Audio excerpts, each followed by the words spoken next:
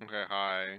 This is another patch notes video, but the thing is that the reason this is so delayed is because it was me and Allie's anniversary, and also I was busy with Boost because of autumn. So yeah, that was pretty much why. Right, Allie? Yeah, Yes. 3 years. Yeah, it was 3 years. I think people know if they read the Facebook. Hmm. Yeah. So yeah, with this patch notes, I don't really like. I don't really look into Kane. I'm not sure how to speak Kayn. How would that even be Kane or Khan? I would Kane. say I think Kane. Kane. Yeah. So yeah, I'm not really worrying about this guy until like later because chances are he'll probably be changed because again it's a release champion. So yeah, don't mind him. So okay, the first thing is Alistar.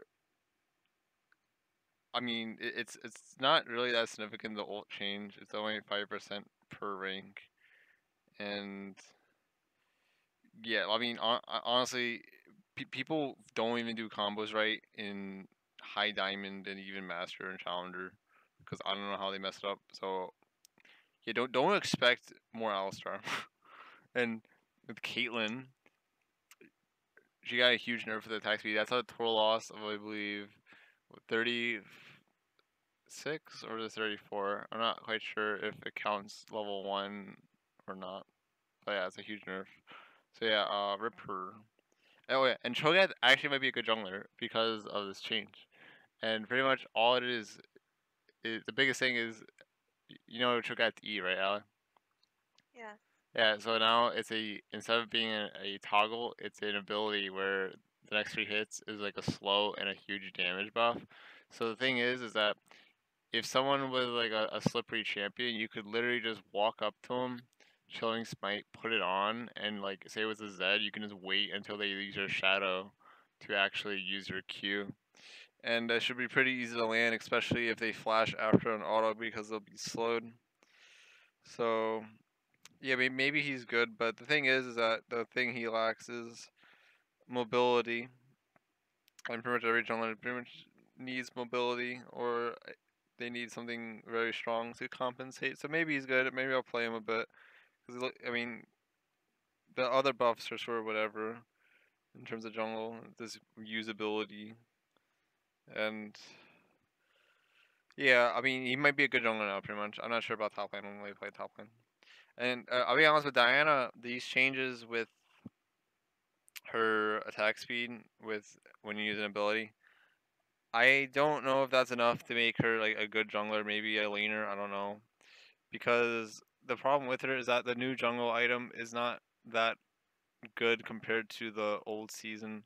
The old season when it was a Sheen proc was really good because she's very good with Sheen, which is why I believe a lot of people would rush a Lich Bane, I'm not quite sure. But yeah, because it's just the magic jungle item is just it goes off in 100 stacks instead of it being a Sheen. It hurts her a lot and she has a lot of mana problems. Maybe it'll be solved now with her passive. I'll try it out, probably see if it works, but if she still has mana problems and can't just spam abilities like she used to with the old Sheen jungle item, she won't be good in jungle. But maybe she is. Well, I'll find out. And Fiora, I actually have not seen a Fiora. I mean, she gets banned a lot. So yeah, I mean, she got heavily nerfed. I'm not even sure if this was a needed nerf because I don't even know how she's supposed to even function at this point. They just nerfed the fuck out of her movement speed, so rip her. Oh yeah, and Garen, a Garen jungle, that'd be funny. I don't think so, but the thing with him, the biggest thing is his sustain's a lot better now because of the it's a better flat rate. Because it only scales between one and 11 instead of what level 16. The 2% you lose at level 16 is not a big deal. The biggest thing is that it gives you way more at level 1 and what 11. and the fact that it gives you more if you're low. So if you're Garen's now a really good champion if you suck. Okay, so you should pick him if you're top lane and you just suck, because he's really good when you're not doing much because you get a bunch of HP back. And the really good change though about Garen that might make him able to see a lot more play is the fact that he has a 60% tenacity reduction for 0.75 seconds on the cast of W. It sort of reminds me of the 99% tenacity on Zac. That was pretty crazy back in the day. So now he can't really get kited as much. So we might see more Garen. I honestly see him as pretty darn viable now because of that buff. Because a lot of these top laners have stuns, and Garen can't do much about stuns, but now he can. And usually when a champion stuns you, it's followed by huge damage by them. So I wouldn't be surprised if we saw more Garen in either this patch or the next patch, because even if a champion gets massively buffed, people tend to be really slow to realize the champion's really good. And even with items. So that's what I think about him. Ivern, I don't really see this guy at all because he's always perm damned, but I really don't care about him. Like I'm glad he keeps on getting nerfed, and I'll be honest, that range though is actually pretty insane because I believe you can even do it like off screen, which is pretty stupid because I don't know, you should be able to at least like be somewhat able to see him casting it. And Rymus, I've not seen a single Rymus ever since this change, so I don't know what I think about him. The self slow, that was pretty big slow just to cast the W. I don't know what I think about Rymus. Apparently he's shit though, so. Okay, and with Singe, I'm not gonna go over all these numbers, but pretty much mana costs and cooldowns are down. It's better to build AP on him now. And he's just, no, he functions overall better as a champion than what he's supposed to do with his passive and such. I'm not a Singe player, so I don't really want to go into numbers because, again, I'm not a Singe player. But he did get nerfed. Like, because we're talking about Singe, just go back to the top. He actually got hotfix nerfed. So he has lower HP and lower HP growth, and his Insanity Potion got nerfed to how it was before. So apparently he was too strong, and that is actually a huge HP nerf. So now he's like way easier to burst now. How much HP is that? Counting that, I guess it would be. It's not too much, is it? Yeah. It's like E5. No, I don't know. Sure. Too tired to do this right now. Yeah, Nunu. I don't like Nunu. He's a really boring champion. Really zero skill, and I'm glad he got nerfed again. I like these HP growth nerfs. They're really good, and I like these huge base health nerfs because these champions have way too much fucking HP. And Tarek, I've not seen a Tarek in a long time. Man, like again, I really like. Ali, should I go over Tarek? Because I don't really care honestly about this champion. I think you should. Okay, well, his son's more streamlined. I think you would max your E last anyway, so I guess that's a buff. Okay, and although you get nerfed early cooldown, that's pretty bad. It does a lot more damage though now. That's pretty crazy. Actually, he does a lot of damage now.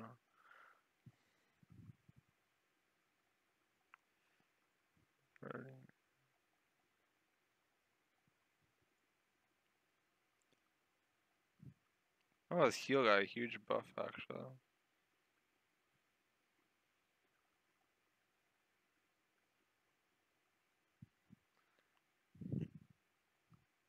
Well, it looks like, I don't know, it looks like a good buff honestly. It looks like he does more damage because you wouldn't max Dazzle, I don't think. And his heal was usually pretty shit, but now it looks like it's pretty good early. Miss Walker's attack, Yorick Miss Walker's attack. Again, I don't really play the New York. I miss the old York. It would instantly kill people. Eh.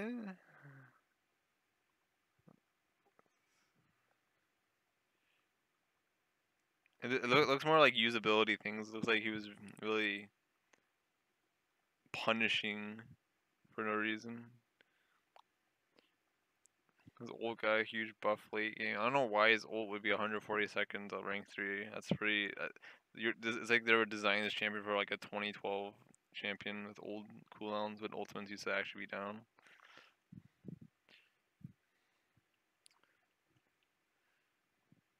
That's old. Oh yeah, okay. With Thormail, this is actually like the juicy changes here, the items this time. So the Thormail, I would not build this item on, say, Reksai or Vi. I don't play Vi. I would maybe build on Hecarim though, because the thing with Hecarim, he's not really much of a carry anymore. He's more of a tanky bruiser person now. He can't really burst people like he used to. Missing one shot people late game, can't do that anymore. Even mid game. So the thing with this is that the Thormail would be pretty meh, because it would usually take no damage from the Thormail or even gain HP, depending on the circumstances, if they just had a little bit of lifesteal.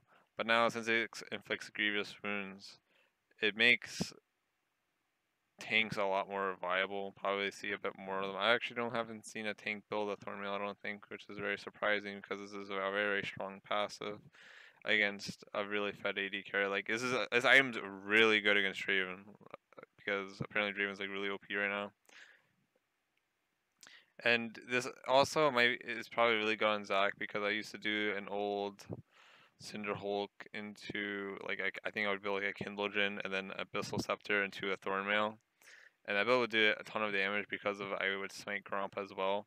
So because of the Grievous Wounds thing, it might be good to even do that build again, except you won't have a Gromp, just because you actually do a lot of damage with it, because you can't get the HP back.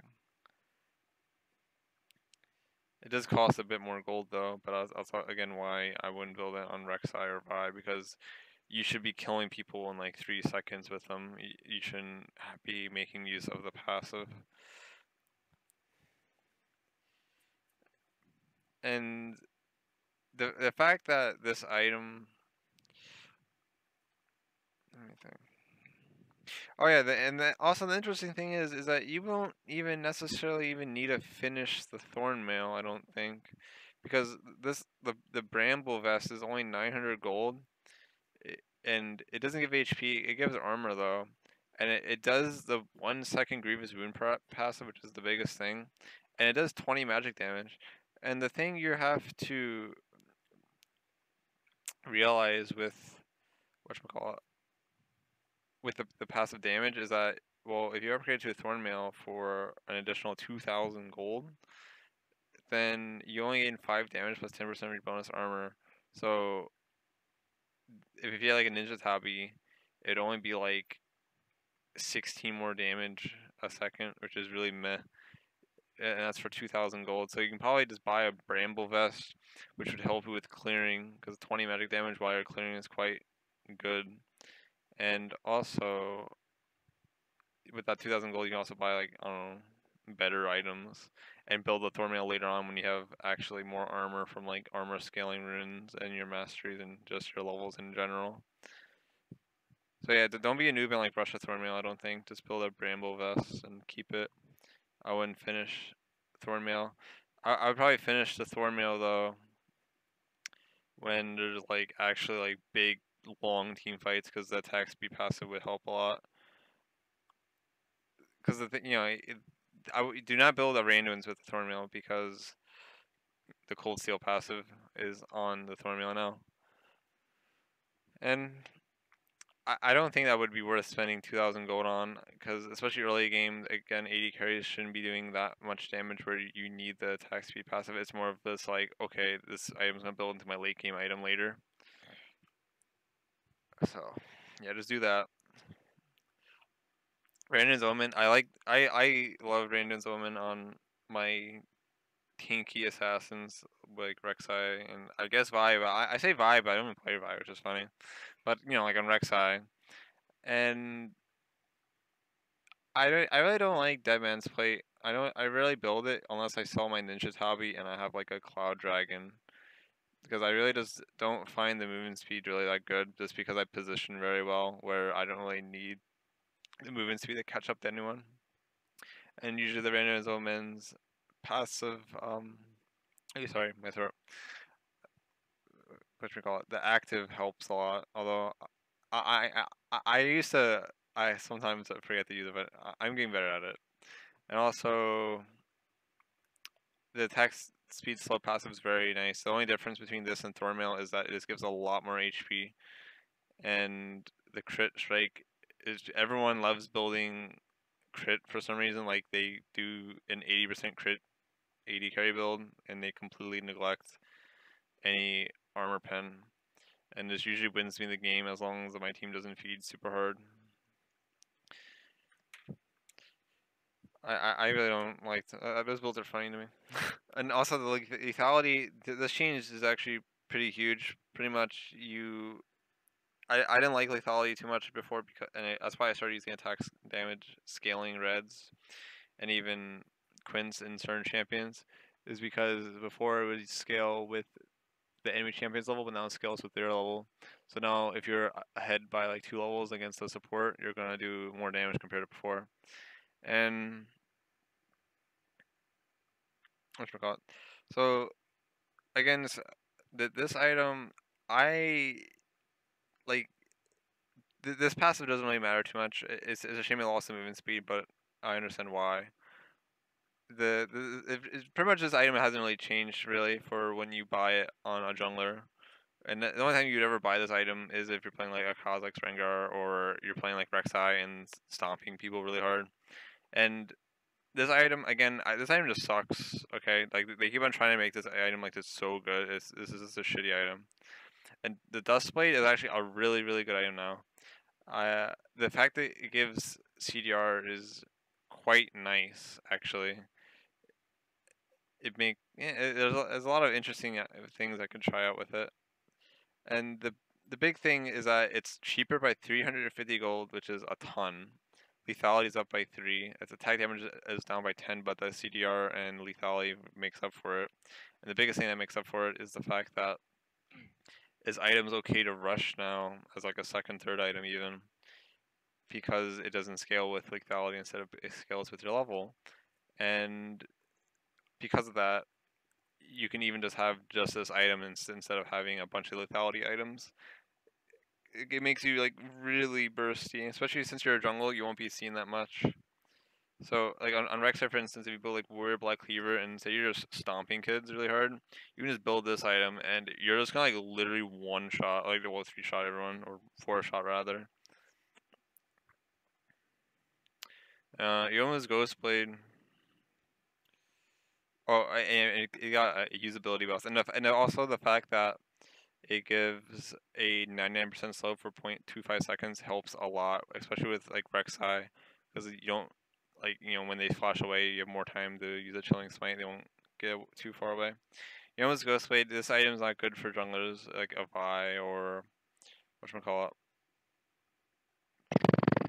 like Reksai. This is really just more for the AD assassins, like again like Riven, Zed, who actually need the mobility to actually position correctly. Vi and Rek'Sai do not need this. Edge of Night.